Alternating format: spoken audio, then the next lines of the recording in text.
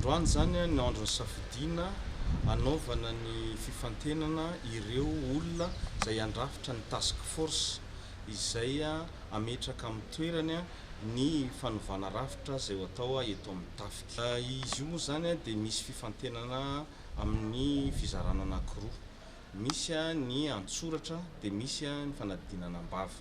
Ka androany no anaovana ny fanadinana antsoratra. Misy centre anankiefatra nanaovana an'izany eran'ny Madagasikara. Ka ny eto Antananarivo dia natao eto amin'ny école d'état-major, dia ny any amin'ny faritany misy ny any Diego Atsiranana, misy ny any Toliara ary misy ny any Antsirabe.